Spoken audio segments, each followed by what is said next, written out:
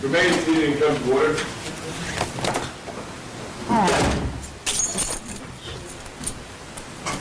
Thank you, Your Honor. You're welcome. I do appreciate it. You're welcome.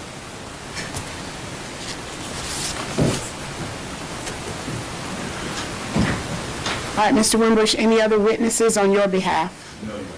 Mrs. Wimbush, any witnesses you wish to call on your behalf? No, Your Honor. All right, so the testimony portion is closed.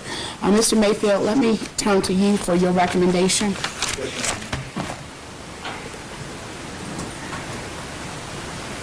Honor, I hope to approach this proposed sentence in a logical manner. I want to start with count 3. Count 3, the defendant's being convicted of causing cruel and excessive mental pain upon Ricardo Jr. by confining said room and a child for months without sufficient mental stimulation and social interaction. Your Honor, we've seen the conditions upon which they place their own child in that room. The maximum penalty available for cruelty to children in the second degree is 10 years. Based upon the irreparable harm to that child and in the interest of justice, the state is requesting that the defendants be sentenced to 10 years each for count 3 to bring justice for Ricardo Wimbush Jr.'s case. As to count number 7, the defendants are convicted of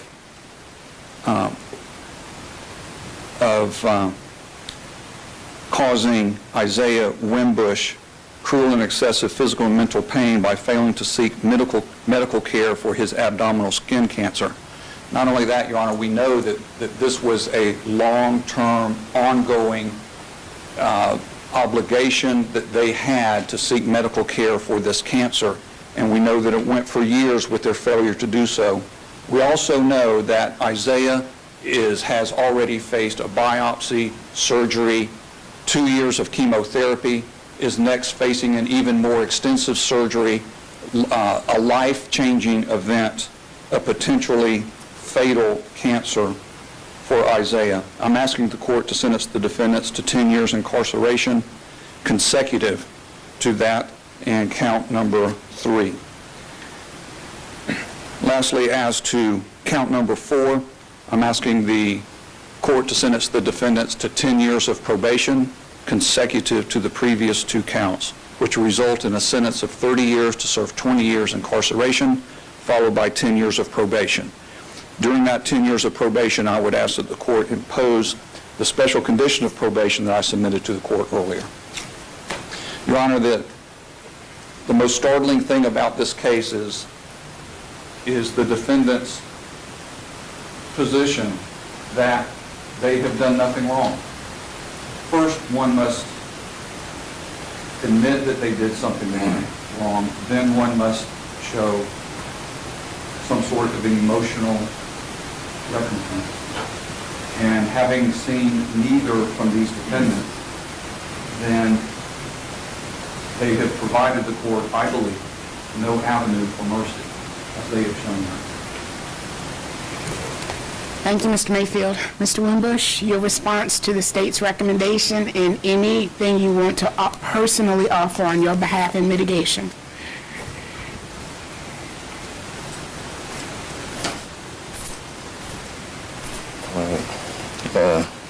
Although I don't agree with the jury's verdict, I accept it, and I pray this court will have mercy upon me. No, I'm not a career criminal, and, nor have I had any prior convictions before this. But before this, I was a father to 10 children, a husband to this wonderful woman over here, and I worked 12-hour shifts on the railroad just to ensure that they had food and shelter and a place to stay. I love each and every one of my children. I love them.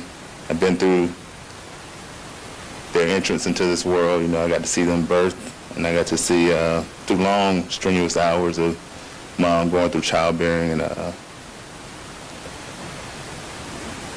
I've always wanted nothing but the best for them. That's been one thing, I just want them to be productive, kind, honest, caring, loving citizens. You know, over the last 16 years, I had a chance to get to know them personally, you know, get to know what makes them tick, you know, their likes and their dislikes, their strengths and their weaknesses, their personality and character traits, you know, and I've learned some things from them as well as they've taught me some things, and during that time I got to learn about them. I took pride in being a father, and I'm proud to say that I am the father of those 10 wonderful children. They're phenomenal, you know. I'm not just saying that because they're mine, but they're just the most well-mannered, talented, polite, kind children you're ever going to meet. You know, as you've heard both Ms. Chance and Ms. Good say, you know, they're doing great in school. You know, that's one of the things we always told them to do, is always do your best no matter what it is. You know, that's, if you're going to be a tuba player, be the best tuba player you can be. You're going to play basketball, be the best basketball player you can be. Just commit the time and put the effort into it. All of them making A's and B's, with one exception. You know, Hope, she's got 1 C. You know, she wasn't too excited about that, and you can see that and hear it from her expressions. You know, as far as what we did, you know, it wasn't right, you know, and Hope said, you know, we could have done things a little differently. Yeah, and I agree with her. We could have, you know, and I'm willing and most definitely hoping that the court will grant me the opportunity to be able to be rehabilitated, to be able to be reformed, and to be able to be a parent to these children, if that is at all possible. You know, and the jury's verdict, you know, they said we were negligent, and I agree, you know, but we weren't. It wasn't in any malicious intent at all. You know, it was just wanting what was best for them.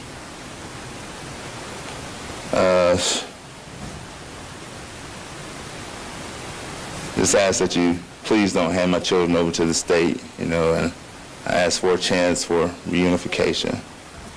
And I'll do that through education, counseling sessions, parenting classes, whatever it may take, Your Honor. I'll do anything to be able to be reunited with these children.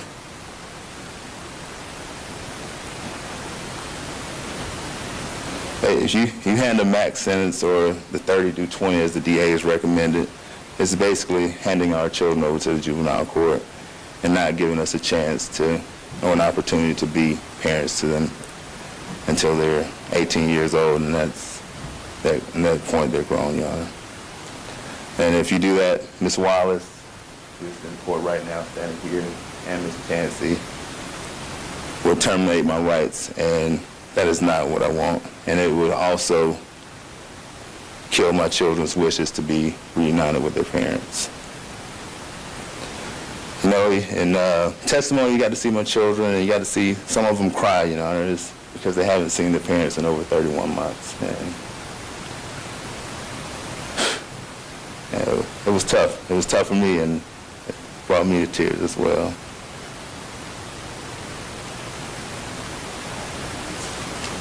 In closing, Your Honor, I strongly desire the chance to be the father my children deserve, and I pray and ask that the court will give me first offenders and to be granted time served and any of the remainder sentence to be served on probation.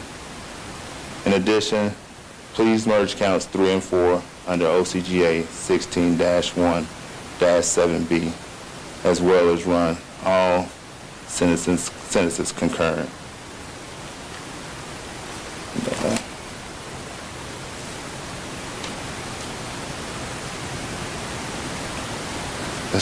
I strongly ask that you consider what Ms. Good said, because she speaks for the children and their wishes. Thank you, Your Honor. And could you also grant an appellant attorney if I decide to appeal? Thank you, Mr. Wimbush. Mrs. Wimbush, This is your opportunity to make your statement before sentencing.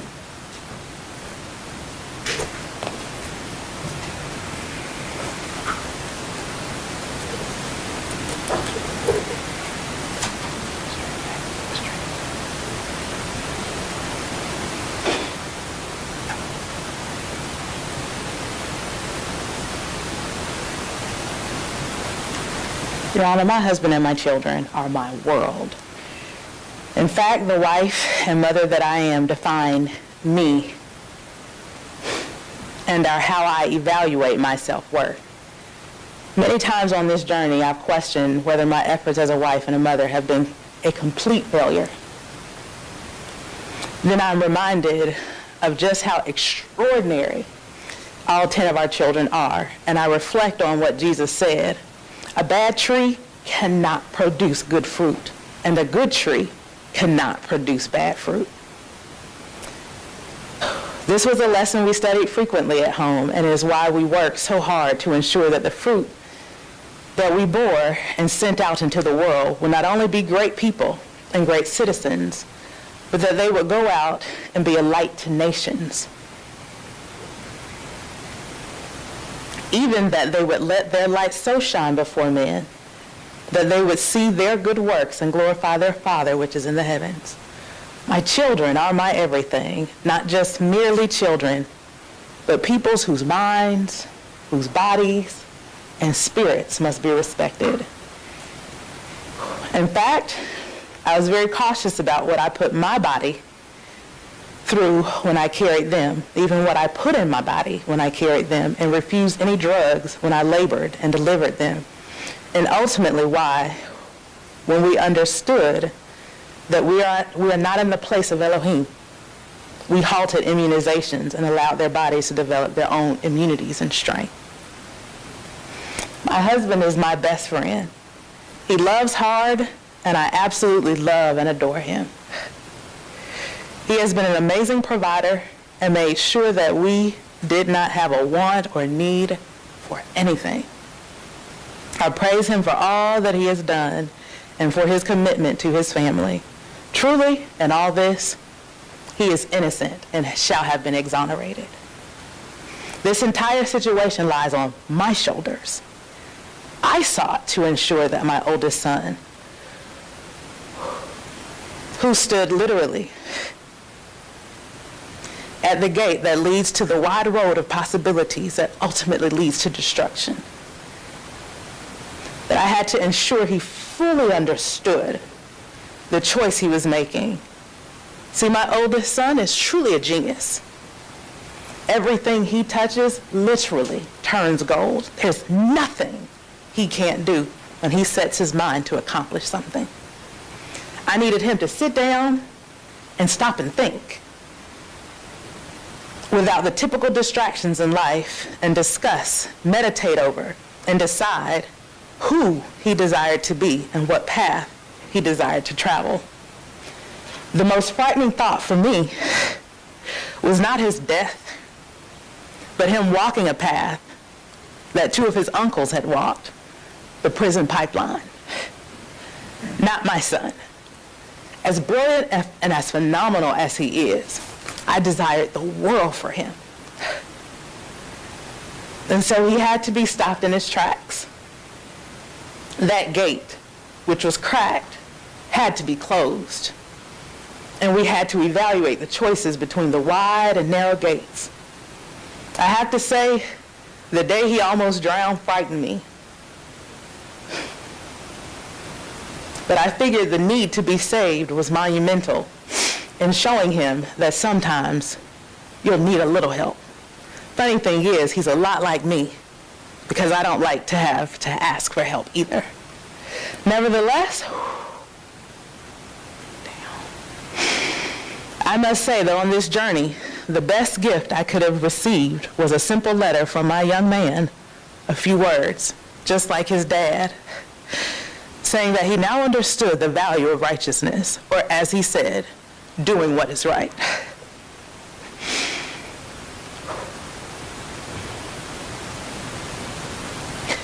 The choice has now been made, and it's the choice that I hoped he would make. So now, while Jesus had one lost sheep out of 100 that had strayed away, and he had to go and get that sheep that got stuck in the crack and couldn't get itself out. I had one little boy that strayed from the other 9 and had to be saved and added back to the fold. And now they, though scattered about, are a complete 10 again. Your Honor, truly, everything about our life revolves around our children. When I look to Isaiah, I recall the doctor saying that it was scar tissue, and Joy remembers soft tissue. Either way, the doctor in no way made me to think that it was anything serious.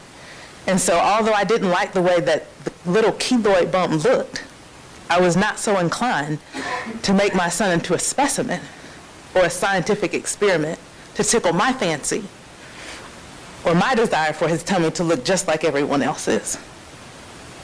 Ultimately, he has always been happy, healthy, and always full of energy, bouncing off the walls, just a spirit that ebbs and flows. So who was I to take that high quality of life away from him for a keloid scar that didn't bother him, didn't hurt him, and never grew, ultimately giving no rise to the need to obtain a cancer diagnosis? My children just didn't get sick. So I have to tell you, this 31 months without being able to see,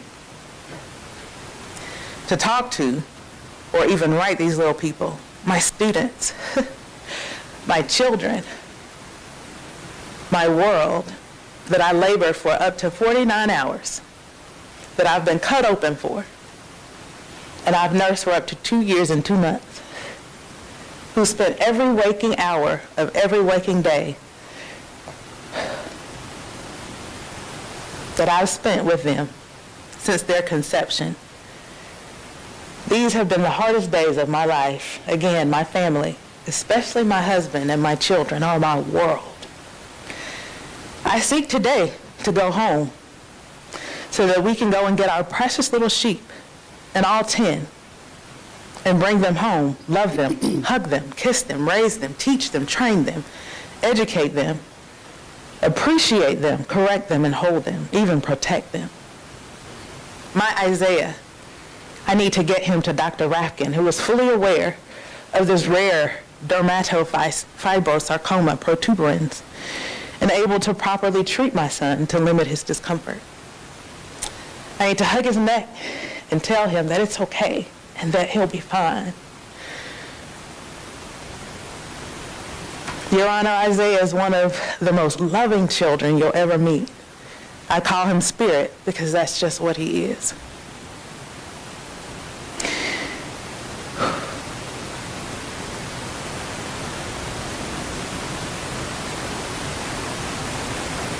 I tell you, Your Honor, my future is very bleak without them.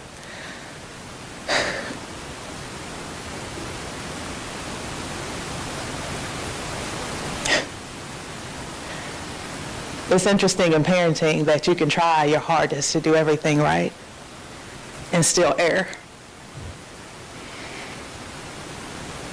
And such a grave error when trying just to keep my child from walking a path I've seen his other relatives walk, that ironically we wind up on that same path. I have many regrets. Many regrets. But I tell you, knowing now that my son is walking on that path that leads to life, that truly means the world to me. Have I been a perfect mother? No.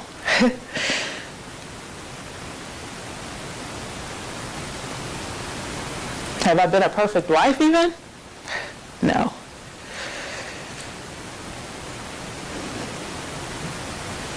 But I work hard each and every day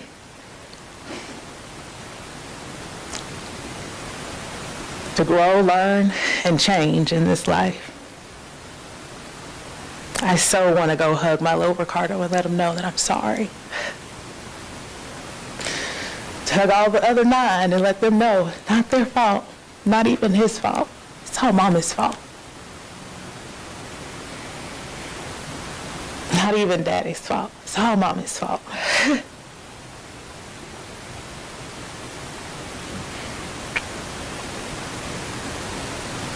It's always amazing to hear people talk about my children, how amazing and how phenomenal they truly are. And all this, they've been fearless.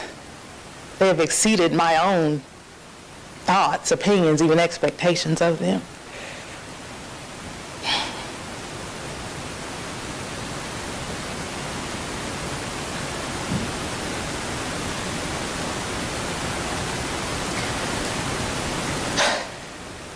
As it pertains to Mr. Mayfield's recommendation of serving,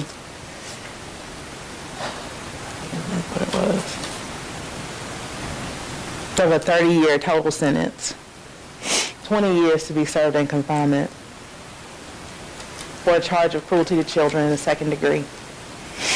Your Honor, typically those people charged with cruelty to children in the 2nd degree are granted bail. Moreover, usually they're granted probation. And so truly, having served 2 years, 7 months,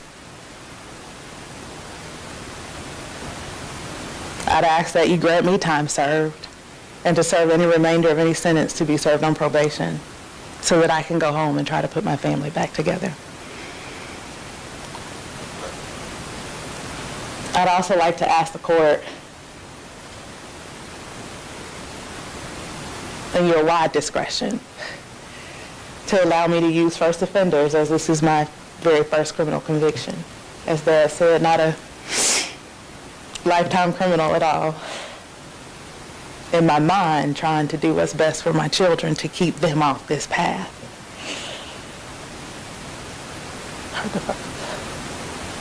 I'm also asking that any sentences on these counts be run concurrent.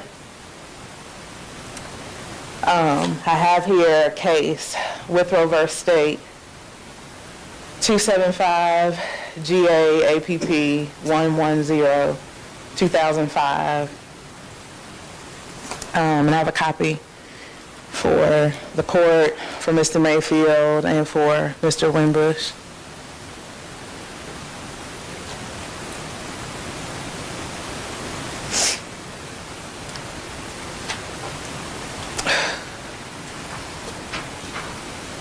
Where in this case,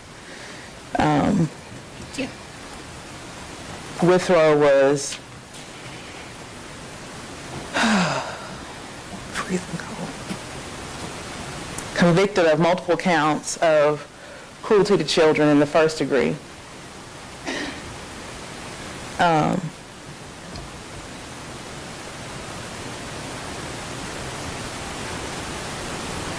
the court decided that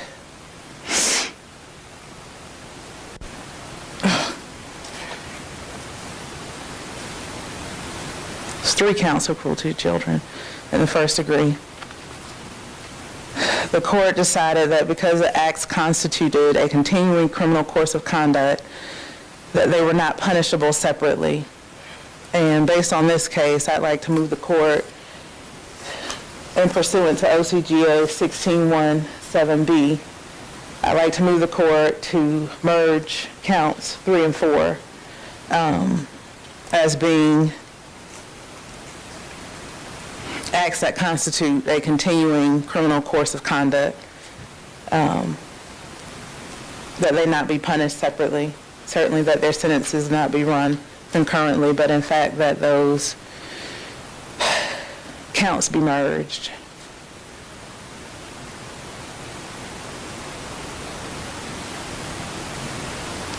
Your Honor, in this case, we're not charged with being malicious towards our children. We're charged with being negligent. And I agree with the jury in that we were negligent. And I wish we had done things very differently, and futuristically, I'm certain we will.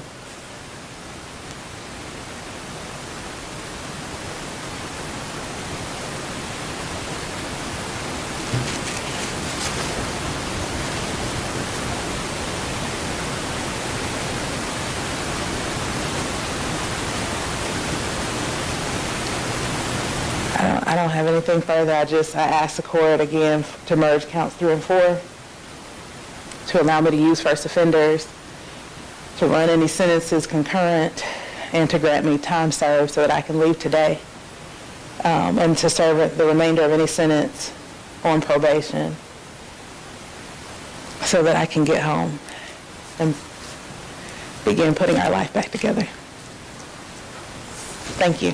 Thank you, Mrs. Wimbush. Mr. Mayfield, your response to the merger issue? No, Your Honor. No response?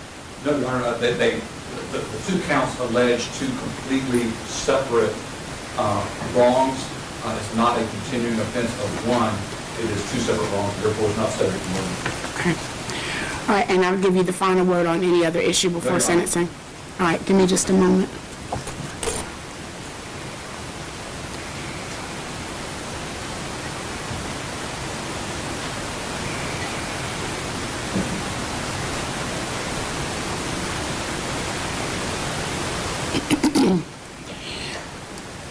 First of all, I want to say to the defendants that being a parent is the hardest job in the world, but it is also probably the job that carries the greatest responsibility in the world. And there is not a parent in this room, there is not a parent in this world that is perfect. But as parents, we need to tread lightly with the responsibility that we have.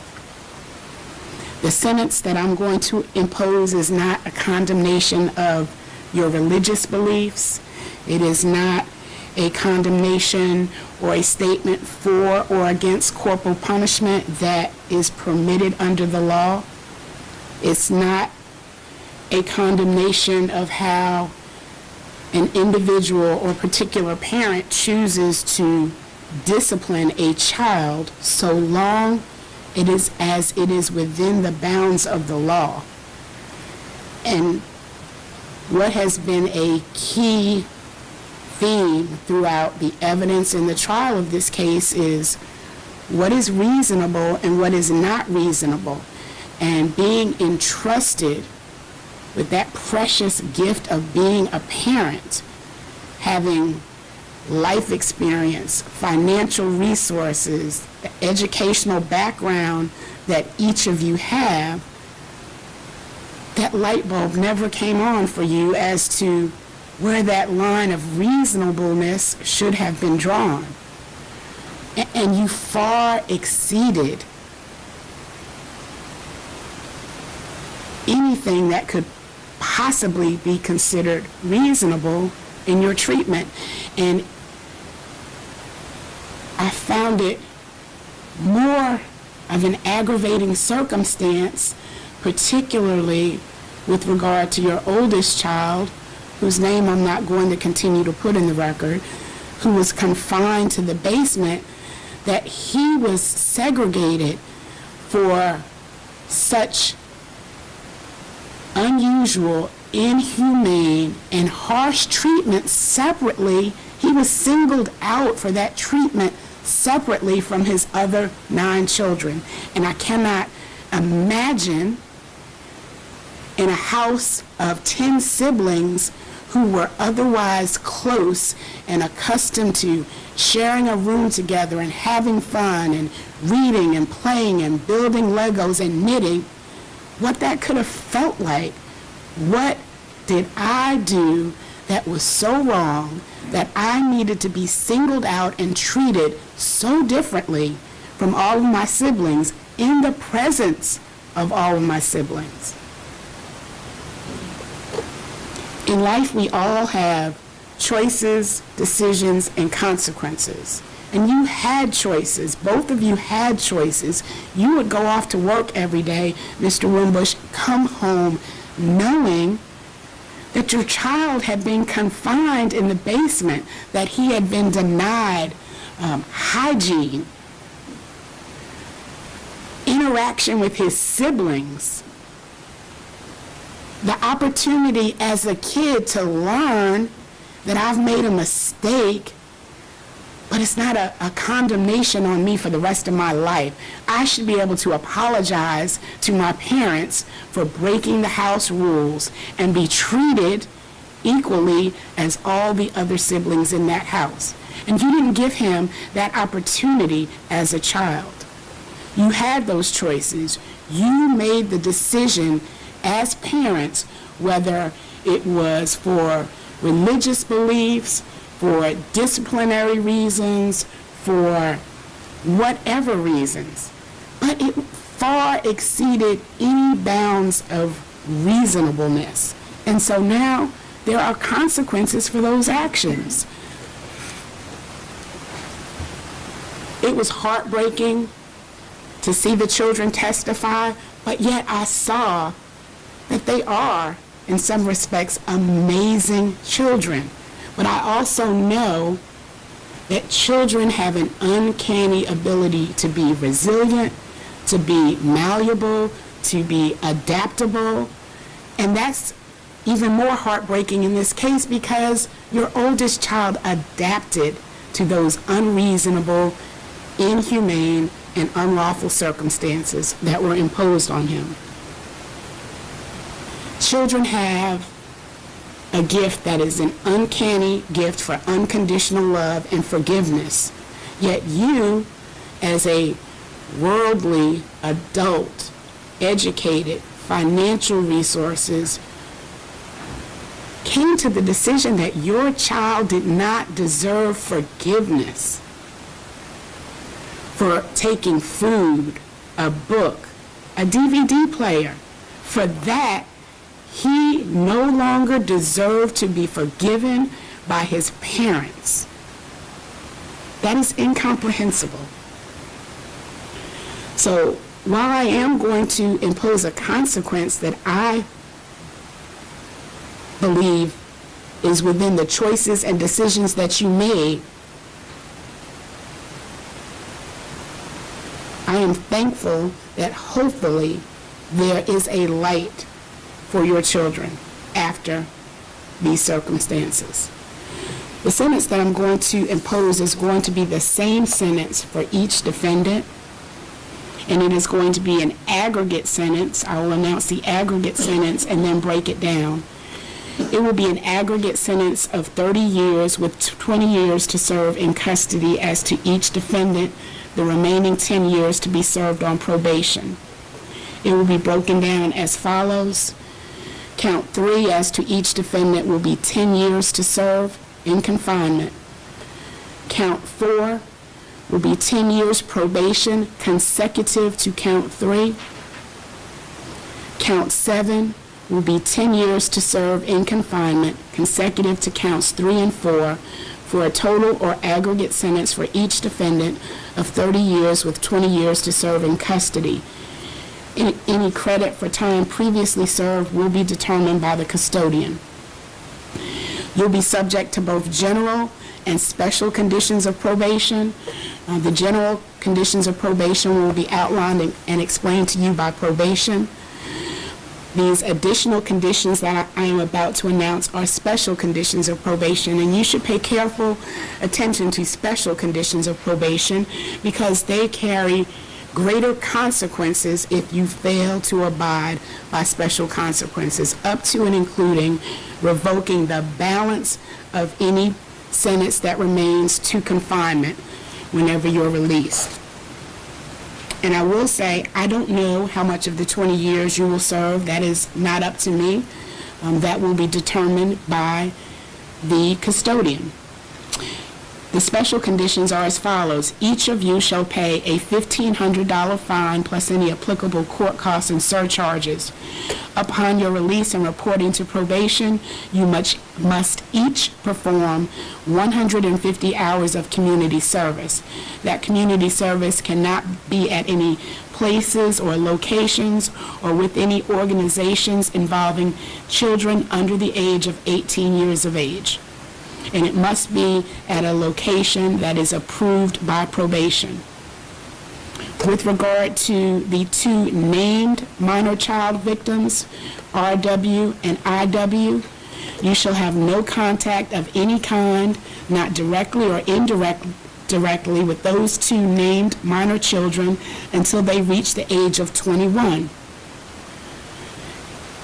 And that contact must be initiated by the two minor children. You cannot initiate the contact on your own.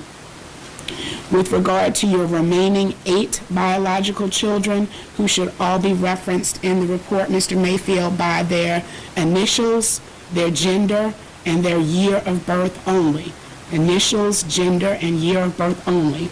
No unsupervised contact with any of those remaining 8 biological children until they each reach the age of 18 years of age.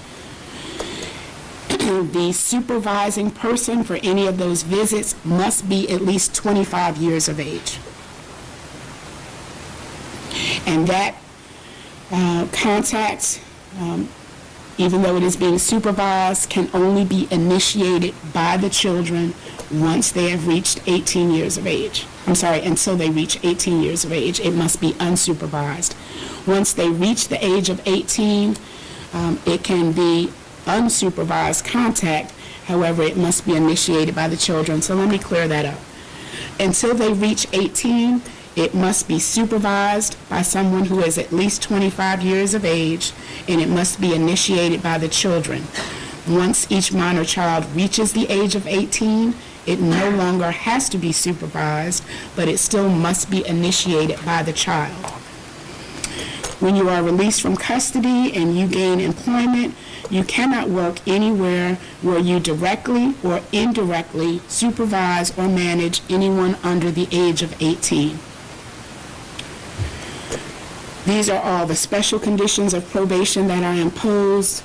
I have taken into consideration that each defendant is eligible to be treated as a first offender, although that treatment was only requested by Mrs. Wimbush.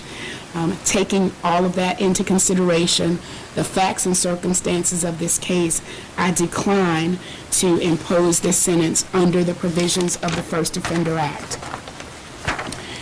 You are each being advised at this time that you have a 4-year deadline from the date of the sentence to file a habeas action.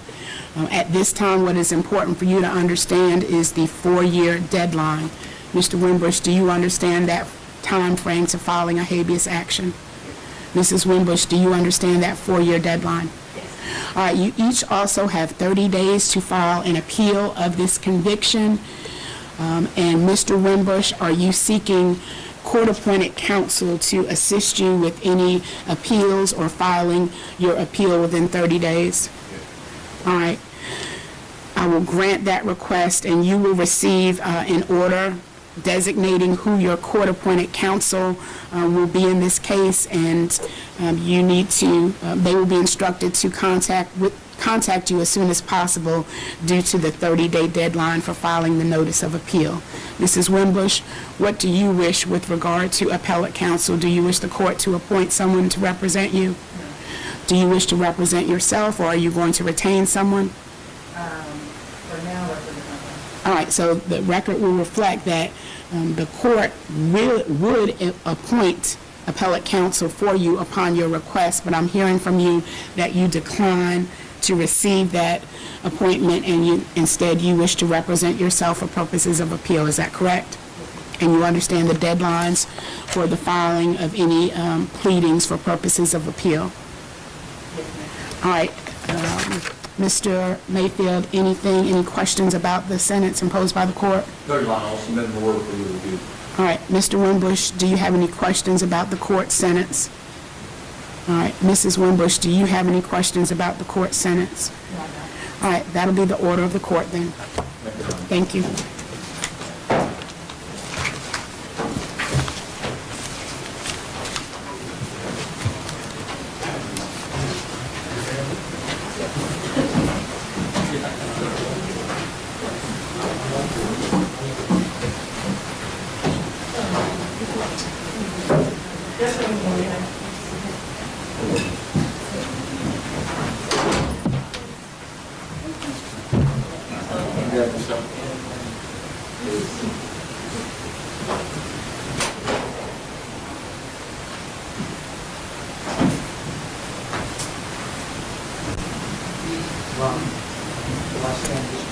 Yes, Miss Blend. All